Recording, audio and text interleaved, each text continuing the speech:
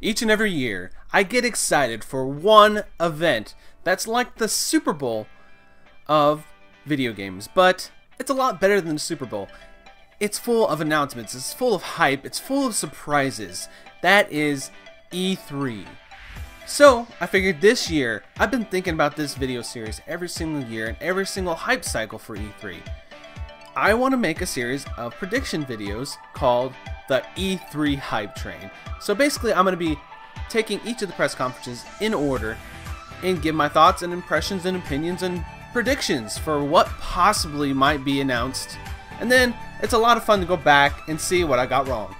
So we're going to start this year off with the very first episode of the E3 Hype Train. I gotta remember to put a train sound right there, or else I just look like an idiot. Okay, so the very first press conference that's been announced is the EA Play press conferences. And they've been doing this for about 3 years now. And pretty much what they do is they have this little event that's before E3 where people can come, like fans can even come, and be a part of it and play some of the new games that are coming out in the next year or so. This has always been a little bit underwhelming. They've had a couple of cool announcements here and there. I remember they announced A Way Out last year, which turned out to be a pretty good game. They announced their sports stuff, they announced their Need for Speeds and stuff like that. But there hasn't been anything that has blown me away, or it feels like it hasn't blown anybody away quite yet. So I wanted to make this very first video of the E3 Hype Train to be, what can EA do to really just blow us away at E3 2018. We're going to do it in classic internet countdown fashion, which this isn't in any particular order, but it's a lot of fun to speculate. So, we're going to start off with the first thing that EA could do to impress all of us at EA Play 2018. When they see me out in traffic, they say Jeezy on some mother. Send them running straight back to the dealership. Me, I'm in my spaceship. That's right, I work for NASA. This FNH is not a pro. Years after Tony Hawk was dominating the street skateboarding genre, EA came out of the woodworks and made this brand new series called Skate. What's so different about Skate is it was more of an interesting style of control. Instead of using the face buttons on the controller, you would use the analog sticks to do different kickflips and ollies and different things in the game. Also, most of the games were open world adventures. You could go to different areas and explore and do tricks off of different areas, and they had a lot of fun elements to them. A Skate 4 entry has been asked for years. If you go to forums, go to Reset Era, go to anywhere, go to Giant Bomb, go to any big website where this game is featured, and a lot of times even go to the EA Twitter account, you can see people saying hashtag Skate4, they want this. So if they came out of the gate with an incredible looking skate game with a brand new engine, maybe even use Frostbite, because they use that for everything and it looks beautiful and it works and it's an amazing engine, so why not? Blow us away with that. Skate needs to come back. We need some high action skateboarding games. So that's going to lead us over to the next thing that EA will have to do to impress us at, I'm not going to say it every time. Here is number 4. From the streets of New York to the shores of Venice Beach, it's the same on a larger scale. We prevail, it's a flame beyond belief.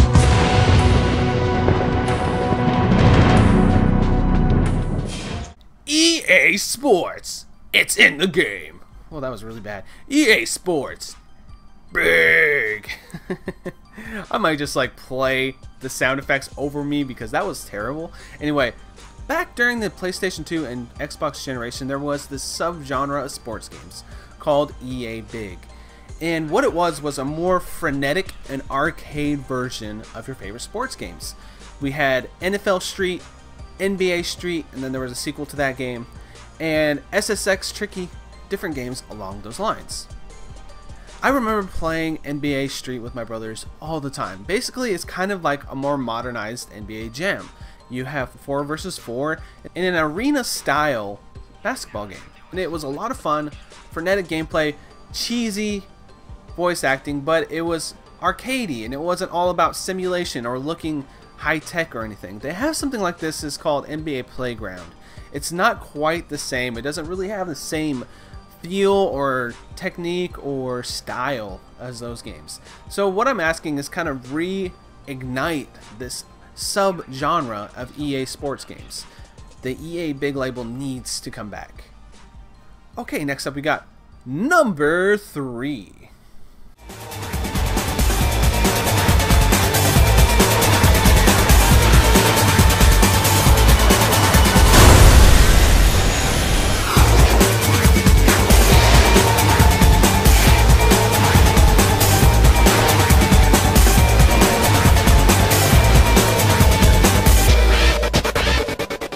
Number 3, we got the Burnout series. So earlier this year, they released Burnout Paradise Remastered on the PlayStation 4 and Xbox One. They re-released it on the new consoles in 1080p and 4K actually, and added all the DLC along with it. So a lot of fans have been theorizing that this is a hint that they are trying to gauge fan interest in the series. So they do release a Need for Speed game at least every 2 years, if not every year sometimes. What I personally would like to see is a brand new Burnout game that's open world like Burnout Paradise, because that game is pretty much a masterpiece. That game has some issues, there's little nitpicky issues, but it's such a perfect and fun racing game, and it's one I go back to all the time. What they could do to improve upon this formula is it's an open world game, but then it has linear style races that you can go into. So that's always been my concept, because I don't know how it would actually work, but I don't know, just a giant open world Burnout game, but it has that crash mechanic in it where you can do the crashing, where you crash through the intersection, you make all the scores go up. That's a fun mode. And then they have the one where you check traffic, and as you check traffic, your timer goes up and your boost goes up. That one was in Burnout Revenge, so I'm thinking of more of a style of Burnout Paradise and a Burnout Revenge kind of melded together into this beautiful Burnout experience. I don't know if they would ever do it, but it could be a lot of fun. So next up we got number 2.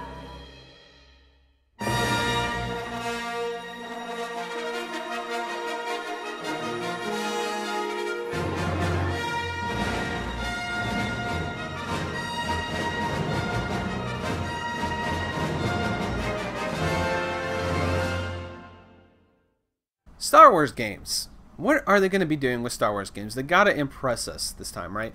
After the Battlefront 2 shenanigans that happened last year, it put a really bad taste in Star Wars video game fans' mouth. So they have to come out the gate this time with something that is impressive. And there has been, they actually announced this a couple years ago, that Respawn Entertainment, the makers of Titanfall and Titanfall 2 and some of the original Call of Duty games, are making a Star Wars game. We don't know how it plays, we don't know if it's third person, first person, or what. There was also some rumors about a possible Star Wars open world game. We don't know anything about it, we don't even know who's going to make it. So come out with this beautiful, amazing Star Wars game. Impress us. This has to happen this year. You guys have to impress us when it comes to the Star Wars stuff this time. We got to know for a fact that there is little to no DLC that could interrupt stuff. Apparently the Battlefront 2 game, I haven't actually played it myself personally, was actually pretty fun. The multiplayer was okay and the single player was kind of like hit or miss. So maybe if they came out and said this is the definitive Star Wars experience in a game, I think everybody would be impressed and be happy with that. I would love to see it. Let's do it. Come on, I want to jump into a Star Wars world and just get lost. That's what I want. So do it, EA. Come on. We got to do this.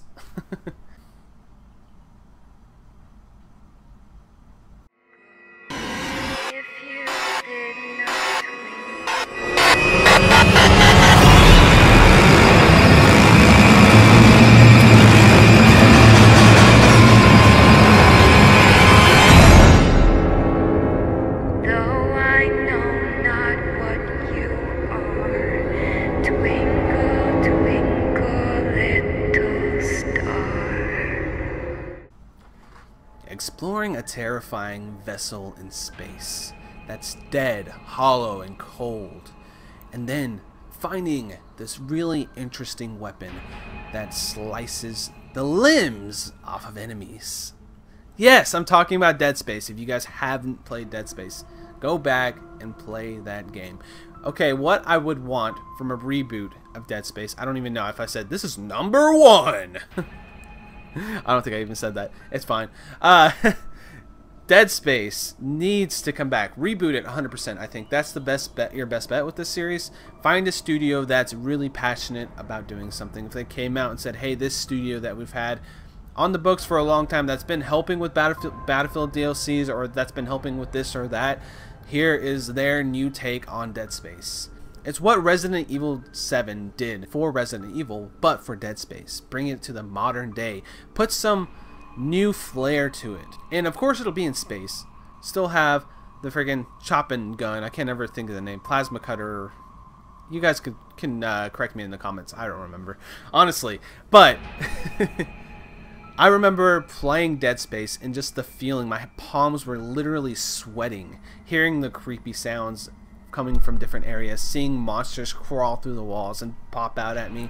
And just trying to survive in this horrible, disturbing space landscape. We need something like this. Nothing really like this is out anymore. So if they brought back Dead Space, gave it a new spin, gave it a new studio, breathed some fresh life into this series, and put it out there, and I think people would love it and devour it. And I know the hype would be high for this. They just, if they did it, it wouldn't be that hard. Like, honestly, they just need to figure it out. I mean, it's hard to make a game, of course. But I'm just saying, this would be one of the biggest moments of E3 if they announced a Dead Space revival.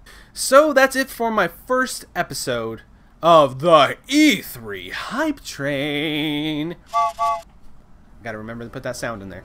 Anyway, let me know if you guys like this series. I'm gonna do 6 of these for each of the main press conferences. And then for the little odds and ends stuff, I will be talking about it on the podcast. But I wanted to do kind of like actual featured videos on the channel with some editing, some nice music and stuff like that to go into E3, and then hopefully I can get everything set up so we can do some live reactions to E3 as well. I want to make this a big event. It's one of my favorite times of the year. I take off from work, I relax, chill, watch some E3, and just get entertained by the crazy stuff that they're announcing and get hyped up for games that I've been wondering if they're going to exist, or if they do exist, or get surprised by new IPs. That's what E3 is all about. It's all about getting excited for video games. It's all about being in that moment when that game that you've been looking forward to, or a game you don't even know you were looking forward to, gets announced, and then just being like, yes, finally somebody's making that game for me. That's what it's all about, and that's why I'm making these videos, and I hope you enjoy the rest of them. I'll see you in a few days. These will be coming out somewhat frequently. So, thank you for watching. Let me know how you feel about it. Share it with your friends.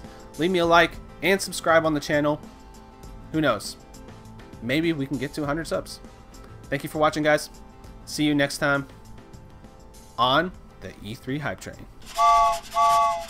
I definitely got to remember to put that stupid sound in there.